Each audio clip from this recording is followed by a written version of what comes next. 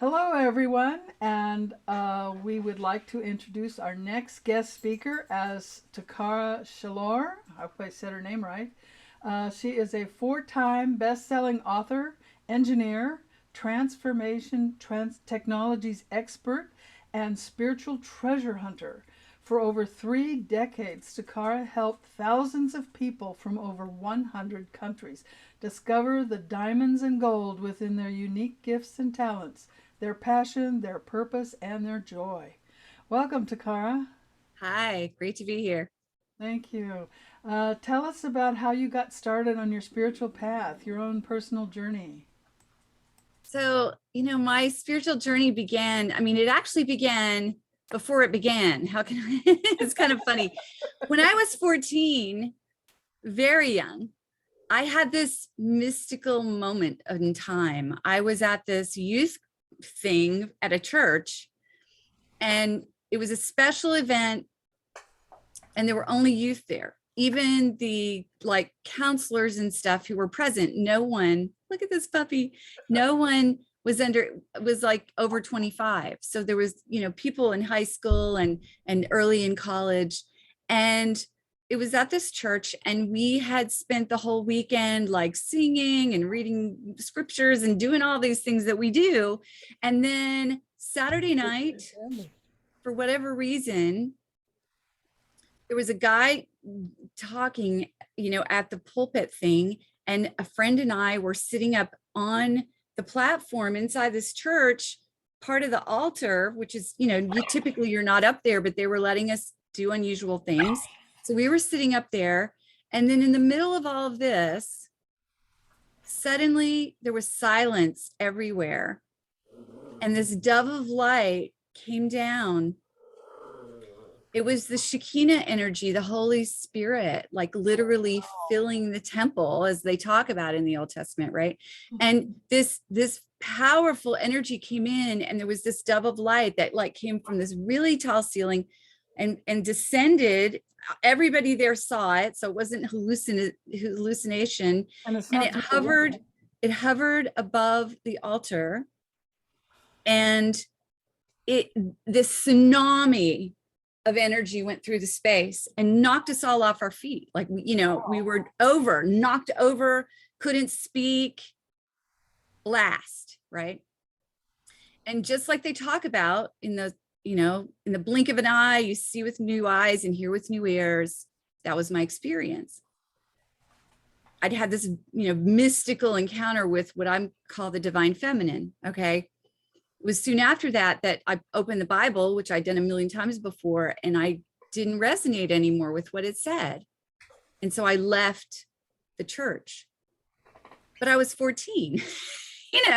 You get this mystical calling. You're only 14. We're not on a tribe somewhere where they would know what to do when you have an actual spiritual calling. They start training you and teaching you and preparing you to be the medicine man or medicine woman or, healer or whatever. And so we all got lost. Some started drinking, some started doing drugs. Like we tried to fill that gap where we used to, there was this massive love energy that came in, and then it wasn't there anymore, and we couldn't find it again. And it was like deeply depressing, actually. But anyway, fast forward until I was 33. I was an engineer and manager in a pharmaceutical company. I was very business. I was the only female manager at this place, and top of my game, but I was really stressed. I was very unhappy. I had grown up in a somewhat like abusive situation at home. And so I'd learned that it was very important to please the people around me.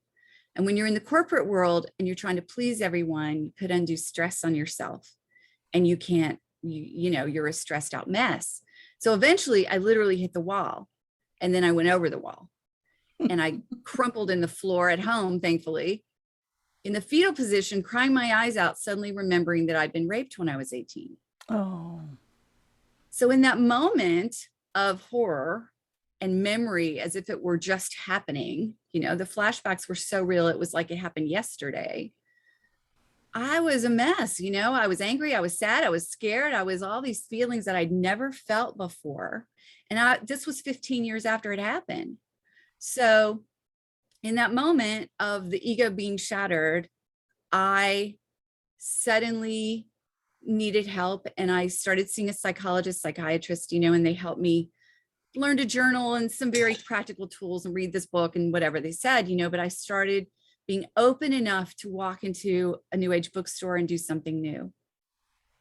And so I began doing that, and I began reading books, and it opened a whole new world to me that I didn't know anything about. Growing up in a very religious household, that statement of beware the soothsayers had kept me out of a store like that until I was 33. Yeah, I hear you. Yeah. But also right away, one of the things I felt guided to do is I started seeing an energy healer, a person who did past life regression and energy healing and a bunch of different modalities. And she suggested that I begin to meditate, learn meditation. And so she also recommended books, and she recommended classes, and that's kind of how my journey began.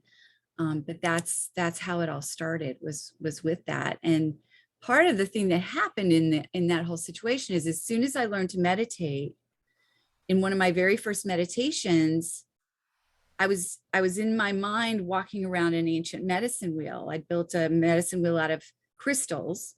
And after I dedicated it for the very first time, I was walking around it, sitting next to it. In my mind, I was walking around an ancient medicine wheel.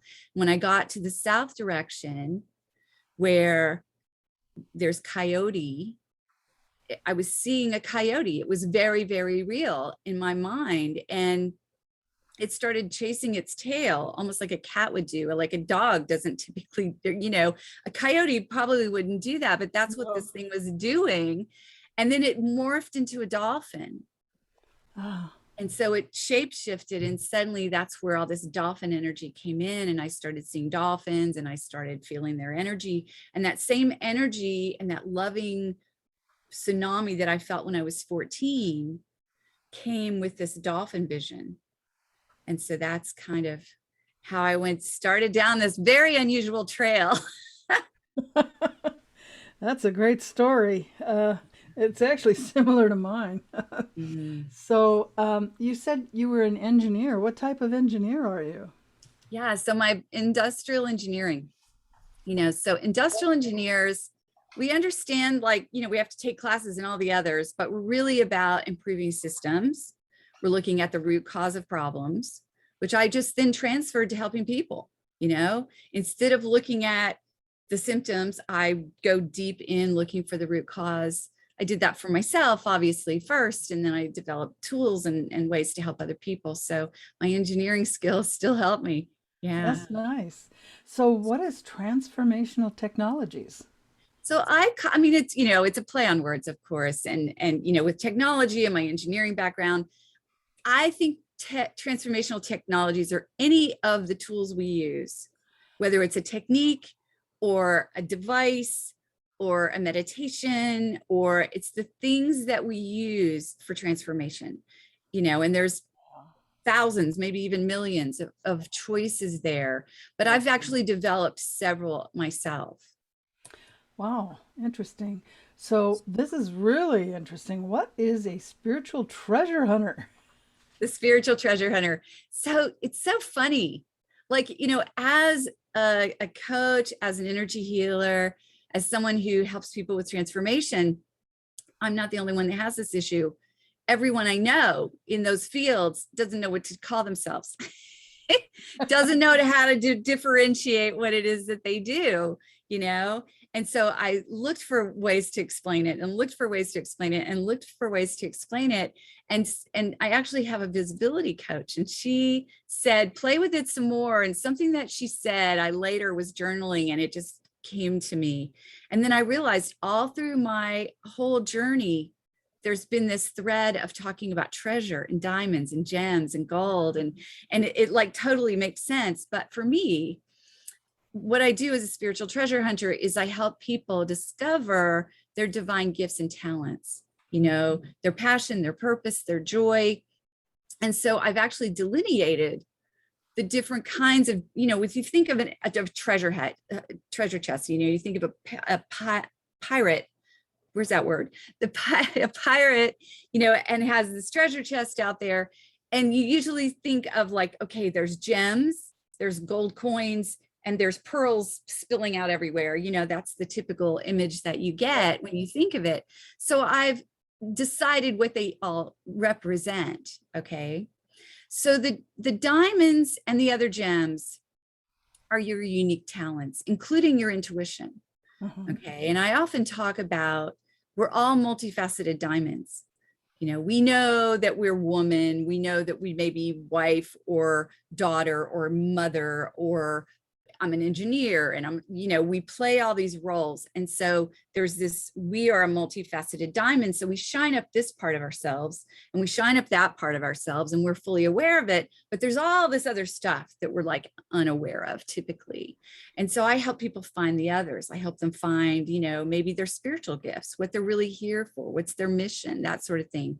And it doesn't have to be something very esoteric or spiritual. It can be, you're here to make beautiful gardens, or to be, some sort of teacher of children or whatever, but this is what you're here for, Then the gold, I liken gold to healing ability. Okay. And part of that is because I work with a lot of gold light and gold energy and sparkly gold light. And these are just visuals that I get when I'm working with healing. And so I look at, I believe everyone has the ability to bring energies through and do healing for themselves and other people if they want to, but themselves for sure, and it doesn't necessarily have to be through energy. It can be with essential oils, or with, working with herbal medicine, or any of that sort of thing. And then the pearls are, you usually see these strands. And I think that we all, as we go through life and have experiences and read this and study that and have our own insights happen, we're getting little pearls of wisdom. And we're building this beautiful strand where we have all this knowledge and we can pass it on. And those are the things that I'm hunting for. Those are nice. Yeah, I like that. There's good analogy. So what is your best secret for helping people? So I don't necessarily have just one. Okay. Of course. But ultimately for me, like, we're all unique, and our needs are unique, but if I had to pick one that I think can really assist the most people just across the board, especially if it's not a practice they already do, that would be meditation.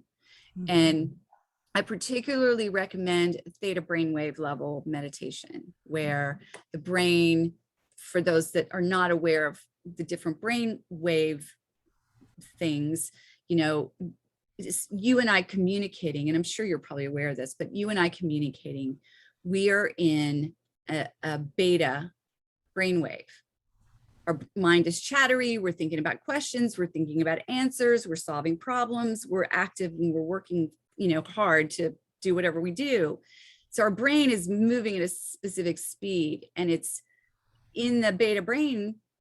That's where stress happens. It's also where we overthink, and we just, we jump from thought to thought, and our mind won't be quiet.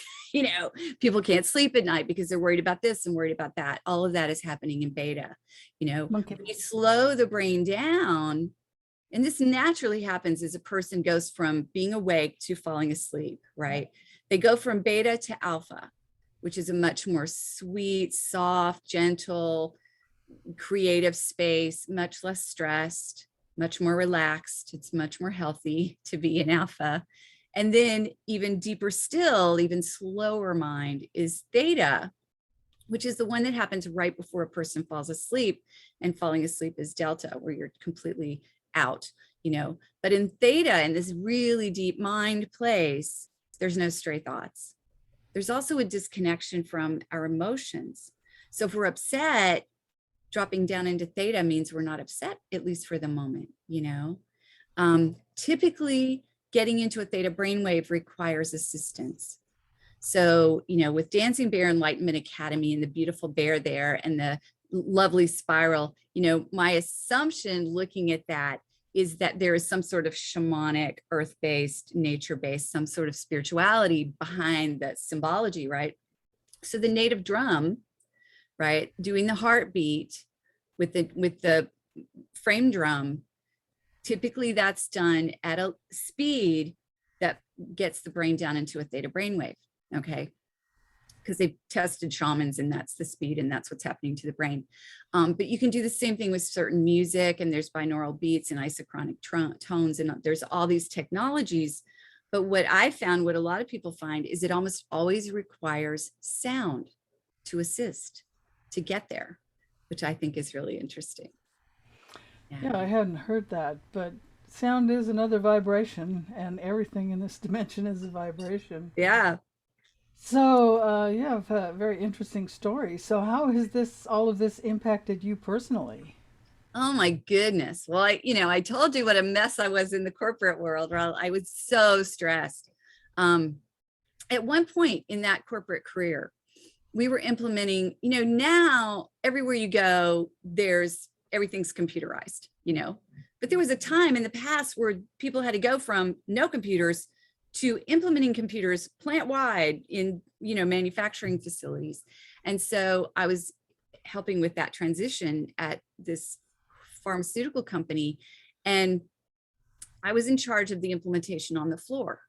So I was taking material handlers, the guys that drive the little dollies that move pallets of material to and from the lines. They'd bring the empty bottles and pour them into the bin so that they would then, the machine would pick it up, and, the bottles would, everything would go in. Every piece of material that the line needed, the bottles, the caps, all this stuff, those were the guys that were inputting all the data into this machine. So I'm taking these guys, some of them didn't even like calculators, and I'm teaching them to put data into computers. Oh my gosh, it was a nightmare. It was a nightmare. And so every 5 minutes, sometimes more often, my name would be called over the intercom, and I would have to run over to some data disaster, and the whole line was stopped until I got it resolved. Oh, wow. So the production for the day out of this entire facility was dependent on my answers. So talk about stress, Yes. right? After about a year, it took a long time. After about a year of this, one of my employees pulled me aside and they said, "You look terrible." Okay. Oh. I was a very vain woman. Okay. You don't tell a girl that she looks terrible. But the guy told me, he's like, "You look like you've aged about 10 years in the last year." Oh, He was wow. worried about me, right? Oh, wow. I was highly offended, but but that night when I went home and looked in the mirror, I had to agree with him. And it wasn't long after that the whole thing happened, where it just was too much, and all this, stress came out. So that was the state I was in, with just massive stress. I had aged 10 years in the year of this job, and I was a nervous wreck, and then it all spilled out, and then I was an emotional wreck. Okay, first it was bad. Anyway, I learned to meditate, right? And the dolphin energy came in, and I started listening to audios that got me into that theta brainwave. It changed my life. Yeah. Like now, people talk about just being in my presence is calming, because I've been doing this now for like almost 30 years. Yeah. Everyday meditation, really, really deep. And so it doesn't matter what's going on, doesn't matter what chaos is happening, doesn't matter if it's an emergency or like whatever. I'm just like a placid lake. I'm calm, I'm centered, I'm balanced, I can think clearly. And instead of looking and focusing on the really awful thing, if there's something going on, I just stay centered, and I just can look out at all the possibilities and can solve problems. It's like, it's miraculous the difference that it's made for me, and the more I meditate, the more I get these intuitive ideas, these divine guidances to, sign up for this or go to that or reach out to a friend or, all these different things. And all that happened because I learned meditation. Yes. Yeah, that's why I'm so passionate about teaching meditation, because Yeah. I've had the same experience. It's life Yeah. transformative. So, what can people expect if they work with you on the type of healing that you do? So working with me is a little unusual in that I don't have a prescription. Okay. Mhm. Like, you know, there's people that you go to and you have a Reiki treatment, or there's someone that you go to and you have a crystal layout healing, or you might have acupuncture or aromatherapy or whatever it might be, right? I've been trained in a lot of those, and I've also downloaded and received from the divine a whole bunch of technologies. Yeah. And so when somebody's talking to me, I go into a really centered place and I'm tuning in and I'm listening to what they're saying, but I'm also getting insight. And so I'm taking little notes on my notepad, which I always have in front of me. Got my little pen, everything. I write little notes. And so sometimes I need to do a past life regression with them. Sometimes they need a soul retrieval. Hmm. Sometimes there's this big energetic block. They've done all kinds of stuff on their own trying to get rid of it. They might have even had other sessions with other people and it's just not budging. And we'll do a session, we'll do something that I'm guided to do, and it will lift, and then they can move forward. Or then, because that's gone, now we can see other things and we can bring in another aspect of themselves, just polish up another side of that diamond, you know, so that it can become aware of this part of themselves. And so no two sessions, even with the same person Hmm. with me, are the same, because what they need this moment is not what they need that moment. And yeah, so I have, you know, energy healing tools that I create, and I often channel a guided meditation. I walk them through like a shamanic journey, and I don't even know before I start it where it's going to end Where it's up, gonna go, yeah. because I'm guided in the moment to do that. Yeah, so it's I can't Yeah, it's different every time. What can I say? It's never dull. I understand. I'm the same way. I Yeah, I get would imagine. Yeah. it. So you have a couple of, you've written quite a few books. Can you tell us about a couple of them? Yeah, I can. So um the first book, okay, so I wrote my very first book in like the year 2000, and I made it available as an ebook, and that's still available on my website, which I updated it very recently. But my first book in print, it was called Peering Through the Veil, Step-by-Step Guide to Meditation and Inner Peace. And some of that stuff that I just mentioned about the brain waves and getting into theta and that shamanic journey gets you there and stuff, I have some information about that in there. But basically, when I was guided to learn meditation, you know, I didn't set out to learn a bunch of different kinds of meditation. I was doing it to help myself. You know, this lady said it's a good idea, so I did it, Yeah, and it yeah. worked, right? But over the years, over many, many, many years, you know, I started getting into shamanism, and so I started doing shamanic journeys, and I learned about medicine wheels, and I, you know, we used to do sweat lodges on our property, and so there's all this, you know, vision questing, and there's all this shamanic stuff, right? And then I've done so many different forms of meditation, not on purpose, not with the intention of writing a book, but that's what the result was, you know. After I wrote a little book on meditation, maybe that one was in 2000 as well, where it was just a little booklet to just get people started. You know, I would charge just like $7 to download it from my website as a PDF. And then 10 years later, I got an email from someone, and that little book had been awarded an award Wow. for one of the top 50 visualization and something else. I don't even remember the title, you know, but I believe in signs. Yeah. So I took that award out of nowhere to mean the universe wanted me to do more with that particular Wow. piece. And so I turned it into a printed book. So it has a huge array of different forms of meditation, from mantra meditation to shamanic journeys to walking a labyrinth to building medicine wheels. Like all of that is in there. And you know, it also has some meditations that come with it that you can download for free as part of the book. So it's a great introduction. And the thing I like about it the most is that not every kind of meditation is great for everybody. You know, what works for me isn't resonate at all with somebody else.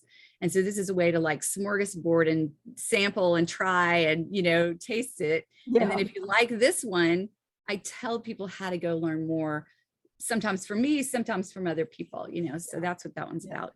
The next one that I did in print is called Dolphins and Whales Forever. I don't know if you can. Yeah, Dolphins and Whales Forever. So because the dolphins came in, I work with their energy, I infuse their energy into products, and I knew I was going to write a book related to dolphins and whales and consciousness, and like from a very esoteric, deeper communion perspective, right? Like in the shamanic world, which the people watching may or may not be familiar with, you develop a communion with nature, and you tend to commune with different animals. Sometimes you have a totem animal that's only one animal, and sometimes you have a whole council that you work with, and you work with the different energies and the different beings and the different consciousnesses at different times. So for me, I've worked with dolphins and orcas and whales, but I work with a whole bunch of others as well. But they're very prevalent. The cetacean nation is very prevalent in my work and in my own healing journey. So I always knew I was going to write a book about that sort of thing.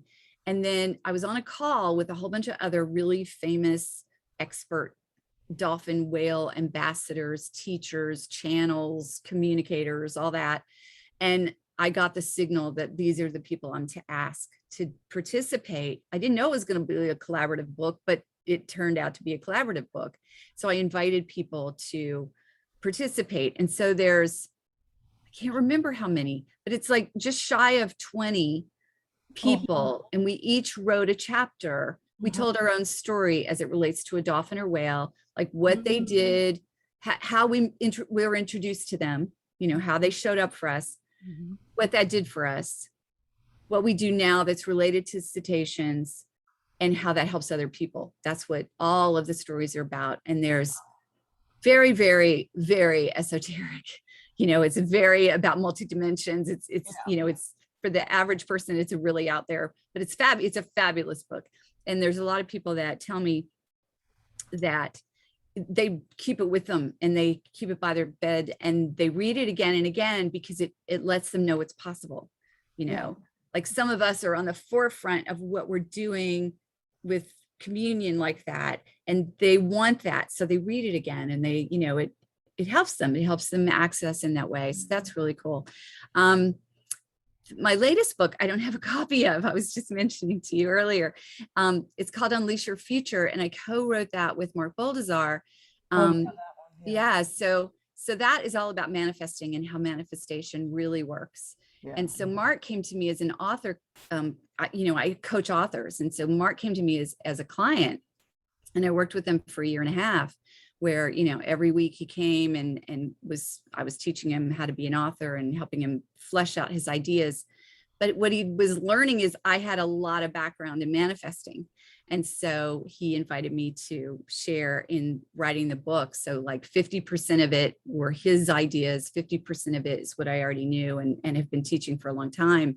And so we put it together, and I'm very, very proud of that book. Jack Canfield endorsed it. There's a lot of people really feel like it's a great book, especially around, law of attraction, manifesting, that sort of thing. Yeah, that's how we met, was through that book. Yeah. So tell us more about some of the classes and programs that you have. So I teach a lot of different classes. I teach advanced energy healing, where it's very experiential. Right now I'm leading I call it the Sacred Circle at Magnificent You. Magnificent You is my company name and my website, and the Sacred Circle, it's a group of women. And so that is all about getting in touch with the more feminine goddess type of energies. It's about energy healing tools. It's about guided meditations and shamanic journeys and exploration. We just do a lot of exploration. But, I've got classes on dowsing, pendulum dowsing, which is amazing to assist with intuition. I have a meditation course and an advanced meditation course, which is much more kind of like initiations, but you kind of have to do the first one before you can do the other one because you just have to be ready. Right. yeah, I'm trying to think what else. I've got stuff on manifesting. I've got different classes that I teach on manifesting, and a course that I just finished creating that is about to be available on my site is about enhancing your intuition, really activating it and enhancing it, and really diving deep into that. So that one's going to be available really soon. Yeah, and then I have these technologies that I've been developing that are all these dolphin healing energy that have been coming in. And so later in the year, maybe early next year, I'll be bringing that out where I'm actually teaching other people to work with some of these tools. Yeah. Nice. That's very nice. So tell us how people can find you and learn more about you and the work you do. So my website is magnificent you, the letter u.com. So it's magnificentletteru.com. And Uh, it's got like hundreds of articles, and there's videos, there's audios. I mean, it's way more than you'd ever want to know, really. okay. So everything you could possibly ever want to know is in there. Yeah. And if people go to the gift page where they got the gifts and click on your picture, it'll take them to your website. Right. So tell us about your VIP gift, guided meditations and transformation and relaxation. Yeah. So I have a couple of guided meditations Hmm. that I literally spent 10 years looking for the right music, because I wanted that theta brainwave thing to happen. Right. So I was looking for music that had binaural beats embedded underneath. So, if you're listening to a drum with the shamanic journey, it's, dump, dump, dump, dump, dump, dump, dump, you're making this drum sound. But not everyone wants to hear that when they're trying to meditate, right? So binaural beats, they have that sort of rhythm going, but it's underneath the threshold of sound. Okay. And then you want music on top of it or something. And so I finally, after 10 years of really, really looking hard, I finally found this music that is real ocean sounds, real whale song, beautiful music, and binaural beats underneath that take you to theta. Okay. Nice. So I bought, the rights to be able to use it commercially. Yeah. And so I just guide people on two different meditations, two different guided meditations. One is an 8-minute meditation. Both of them are very shamanic in nature, where I take you out into a forest and you're, journeying through the trees, and then you come upon a beautiful pool of water and you enter the water, and there's a healing meditation that happens with that. Yeah. So one is much longer than the other. One is, this is if you don't have a lot of time, you want to check out meditation, here's an 8-minute thing. So for people that do regular meditations, but they don't have a lot of time, but they do have 8 or 10 minutes, this is perfect, right? And then the other one goes the whole other way. It's 38 minutes.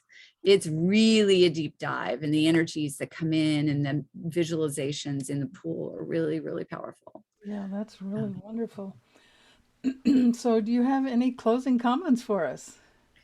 Um, I would say that the thing about spirituality and transformation and, picking up this journey, often it's because there's a problem. Often it's because we're unhappy in some area of our life.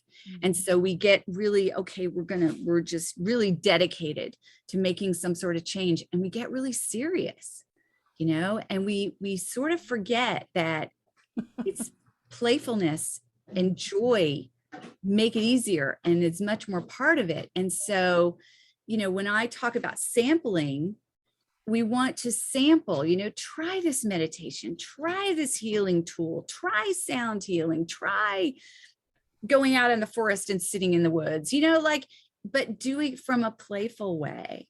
Do it from a way that is like a child with awe, and there's something about that brings us back to this deep place inside ourselves that is a healed and whole place. And the journey doesn't have to be so arduous, I guess, is my biggest message in there. Have fun with it, play with it, laugh at yourself. Nobody's perfect, and it's all okay. Yeah. Dogs bark, cats meow, babies cry. Yeah, exactly. Your kid comes down the stairs and walks out the window and walks out the door. Like that's what my kid just did. I was like, gee, okay. That's wonderful. Well, thank you, Takara. It's been great listening to your stories and learning about what you do. So thank you so much for being with us. It's my pleasure. It's been really delightful. And I can't wait to, tune in to everyone else who's talking. And thank you so much for inviting me. You're welcome. Okay, goodbye.